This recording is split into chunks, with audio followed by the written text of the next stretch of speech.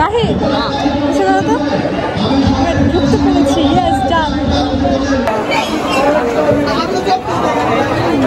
Hello everyone, this is mini blogger Liza. আশা করি তোমরা সবাই অনেক ভালো আছো। ইভেন আলহামদুলিল্লাহ আমিও ভালো আছি। গাইস, আজকে আমি চলে আসছি আমাদের স্কুলের তারুণ্য মেলা। আর স্কুল থেকেই মূলত আমি আমার এসএসসি পাস করছি। স্কুলের সামনে আসতে না আসতেই দেখি গেটের সামনে এত বড় একটা ভিড়।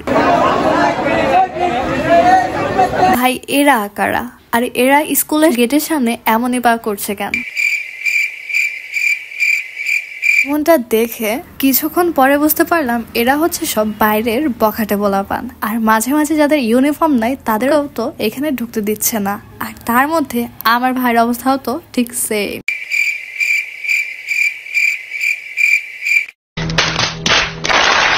আমার ভাইয়ের এই অবস্থা দেখে আমার তো দুঃখে হাসি পাচ্ছিল।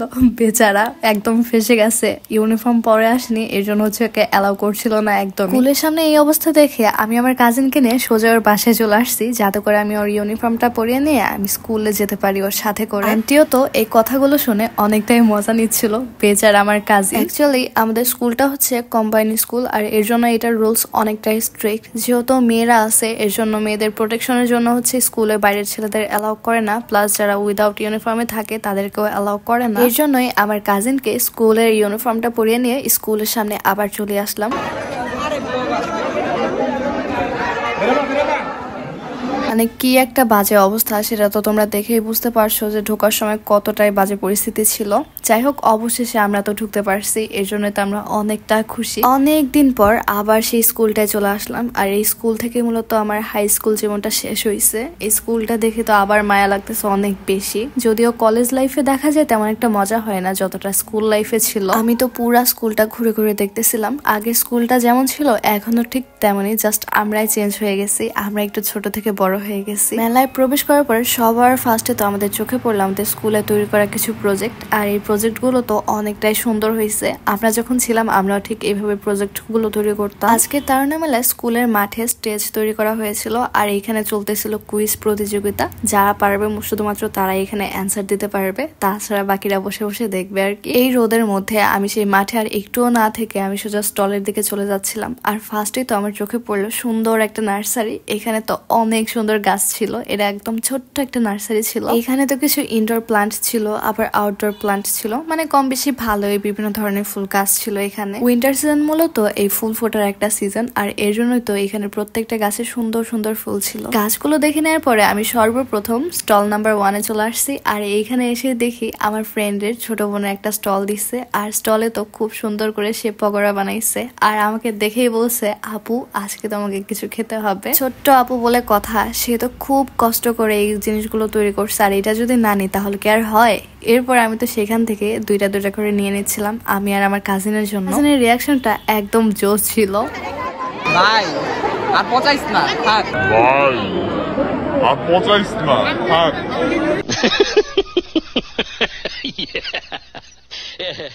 বেচারা ভাই, ও ঠিক যখনই আমাদের সাথে থাকে ঠিক তখনই ওকে এইভাবে সবকিছু ক্যারি করতে হয়। এর জন্যই তো ওকে আমরা বেস্ট ওয়ান কাজিন বলি। সত্য কথা বলতে কি, আমার ভাইটার মধ্যে কোনো ইগো আর কোনো অ্যাটিটিউড নেই। আর এর জন্যই তো ওকে সবাই অনেক ভালোবাসে। আর আমরা কাজিন, আমরা তো ওর সাথে অলওয়েজ ফাজলামো করি। এক কথা বলা যায় আমরা অলওয়েজ ওর পিছে লেগেই থাকি। এর জন্য মাঝে মাঝে আমার ভাইটা সুইট রোস্ট সম্মুখীন করে থাকে।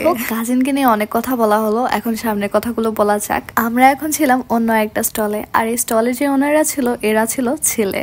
আর এদের দেখে আমার তো ফার্স্টে মনে হলো যে ছেলেরা কেমন কি বিক্রি করে সেটা তো অবশ্যই টেস্ট করে দেখতে হবে, তাই না? দেন ওদের থেকে আমি হচ্ছে একটা পিঠা কিনে নিচ্ছি। আর পিঠাটা কিনে নেওয়ার পরে আমরা সবাই সেটা একটু একটু করে টেস্ট নিচ্ছিলাম। পিঠাটির টেস্ট মোটামুটি ভালোই ছিল। এরপরে আমরা চলে গিয়েছিলাম আরেকটা স্টলে। আর এই স্টলের যে ওনারা ছিল এরা তো খুবই খুদে খুদে ছিল, মানে ছোট ছোট আপুদের হচ্ছে স্টল ছিল। এটার মধ্যে যা যা ছিল সবকিছু ছিল সেই আপুদের নিজ হাতে করা জিনিস। আর জিনিসগুলো মাশাআল্লাহ দিলে খুবই প্রিটি ছিল। ছোট্ট আপুদের স্টলে সেই হাতে তৈরি করা কাজগুলোর পাশাপাশি ছিল কিছু ফুড আইটেম। এর মধ্যে আমি খেয়াল করলাম আপুদের যে পিঠাগুলো তৈরি করা ছিল এগুলোর নাম দেখে আমি একদমই অবাক। ছেলেদের মন 10 টাকা পিস, মানে এটা কোনো কথা? আপুরা যদিও অনেকটা ছোট বাট অনেকটাই পাকনা, ছেলেদের মন বিক্রি করা হচ্ছে এখানে। যাই হোক, ছেলেদের ছোট্ট করে ট্রল করে দেওয়া হলো। আমরা ছেলেদের মন কিনতে যাচ্ছি। ভাই এইটা দেখে আমার কাজিন ও তো অনেকটাই লজ্জা পেয়ে গেছে। বেচারাটা আমার ক্যামেরার ব্যাক সাইডে ছিল, দ্যাটস ওয়াই ও কিছু বলতে পারতেছিল না, বাট ও অনেক বেশি লজ্জা পেয়ে গেছে তখন। দেন আমি তো আপুদের থেকে কিছু কিনে নিচ্ছিলাম, যেহেতু আপুরা অনেক কষ্ট করে স্টলে সবকিছু সাজিয়ে গুছিয়ে নিচ্ছে। আর আমি যদি সেখান থেকে কিছু না নিই তাহলে তো আপুরা অনেকটাই মন খারাপ করবে। এর জন্য আমি আপুদের থেকে দুইটা ছেলেদের মন নিয়ে নিছি 10 টাকা 10 টাকা 20 টাকা দিয়ে। যাই হোক, বর্তমানে ছেলেদের মন অনেকটাই সস্তা হয়ে গেছে, এটা বোঝা গেল। গাইস, আমার ভিউয়ার্সদের মধ্যে তোমরা যারা ছেলেরা আছো, তোমরা এগুলো নিয়ে একদমই নেগেটিভ ভাবে নিবা না, এটা একদমই ফাজলামো ছিল, সো বি পজিটিভ। এইদিকে তারুণ্য মেলার মধ্যে হঠাৎ দেখি আমার ক্লাসমেট গুলো, মানে আমার স্কুল লাইফের যে ফ্রেন্ড ওরা হচ্ছে আমার জন্য এখানে খাবার নিয়ে আসছে। যদিও আমাদের মধ্যে অনেক বেশি ডিস্টেন্স হয়ে গেছে, বাট তারপরেও আমাদের মধ্যে মায়া মহব্বত এখনো ঠিকই আছে, এটাকেই বলে ফ্রেন্ডশিপ। ইন্টার থেকে খেয়ে নেওয়ার পরে আমি আবার চলে যাচ্ছিলাম আরেকটা স্টলের দিকে, আর এই স্টলটাই ছিল একদম সম্পূর্ণ কেকে ভর্তি, আর কেক গুলো তো অনেক বেশি ইয়ামি ইয়ামি লাগতেছিল দেখেই। আর ফার্স্টেই তো আমি এখান থেকে কেক অর্ডার দিয়ে নিচ্ছিলাম। আমার সাথে যেহেতু আমার কাজিন আছে, এই জন্য তো আমি একসাথেই আমাদের দুইজনের জন্য কেক অর্ডার দিয়ে নিচ্ছি। অন্যদিকে আমার পাশে আমার ফ্যান ফলোয়ার ছিল, যদিও এটা ওরা হচ্ছে আমার নেইবার্স, এর জন্য ওরা বলতেছিল যে আপু আমাকে একটু শো করো। অন্যদিকে আমি আমার কেকের পিসটা পেয়ে যাওয়ার পরে আমি তো সেটা ভাগ করে খেয়ে নিতে যাচ্ছিলাম, বাট এইখানে যে চামচটা দিছে আমাকে, এই চামচটা দিয়ে এটা একদমই কাটাই যাচ্ছিল না। অনেকক্ষণ ট্রাই করার পরে অবশেষে আমি একটা পিস করে নিতে পারছি সেই চামচটা দিয়ে। পিসটা ছিল স্ট্রবেরি ফ্লেভারের, আর আমার কাজিনের জন্য যেটা নিচ্ছি ওইটা ছিল ভ্যানিলা ফ্লেভারের। কেকটার বাইট নেওয়ার পরে ফার্স্টেই দেখলাম কেকটা খুবই টেস্টি ছিল। আমার কাজিন ও তো ওটা টেস্ট করে নিচ্ছিল, আর ওটা ছিল ভ্যানিলা ফ্লেভার, সেটা তো আগেই বলে দিলাম তোমাদের। এই কেক গুলো টেস্ট করে নেওয়ার পরে আমি তো বলবো যে এটাকে 10-এর মধ্যে 8 অবশ্যই দেয়া যায়, কারণ কেকটা অনেকটাই টেস্টি ছিল। আমার ভাই ও তো বললো যে এটাকে 10-এর মধ্যে 8 দেয়া যায়। কেকটা আমার কাছে যেমনটা ভালো লাগছে, আমার কাজিনের কাছেও ঠিক তেমনটাই ভালো লাগছে। এইদিকে কিছুক্ষণ পরে আমার বোনও তো চলে আসছিল, ও মূলত এই স্কুলেই পড়ে, আমরা দুই বোন সেম স্কুলেই পড়তাম। যদিও আমি এখন কলেজে চলে গেছি, এর জন্য আমি এখন আর এই স্কুলে নেই। কথা তো একদমই ভুলেই গেছিলাম আমি। দেন ও যখন আমাদের কাছে আসছিল তখন ওকে আমাদের এখান থেকে একটু ভাগ দিয়েছিলাম, মানে সবাই আর কি শেয়ার করে খাইছি। অন্যদিকে আমি আমার কাজিনকে আবারও সুইট রোস্ট করা শুরু করে দিয়েছিলাম, মানে ও হচ্ছে কেকটা খাচ্ছে আর হাঁটতেছে এখনো বাচ্চাদের মতো, ওর মধ্যে এখনো একটু ম্যাচুরিটি আসেনি। আমাকে বারবার বলতেছিল ভাই দেখ তুই আমাকে আর সুইট রোস্ট করিস না, অনেক বেশি করছিস, এখন তো একটু থাম। মানে আমি আবার কি সুইট রোস্ট করা ছাড়া একদমই থাকতে পারি না। খেয়ে নেওয়ার পরে আমি আবার চলে যাচ্ছিলাম অন্য একটা স্টলে। যাচ্ছিলাম মূলত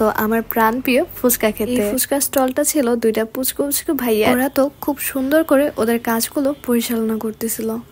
গাইস, এই দিক দিয়ে কিন্তু ভিডিওটা অনেকটাই লঙ্গার হয়ে গেছে, এই জন্য আমি ভাবতেছি যে ভিডিওটা আর বেশি লঙ্গার করব না। আর তোমরা যদি চাও তাহলে অবশ্যই আমি ভিডিওটার দ্বিতীয় একটা পার্ট নিয়ে চলে আসবো। সো গাইস, আজকের ভিডিওটা এই পর্যন্তই। সো আজ এসে কাল দেখা হবে। আল্লাহ হাফেজ, বাই বাই।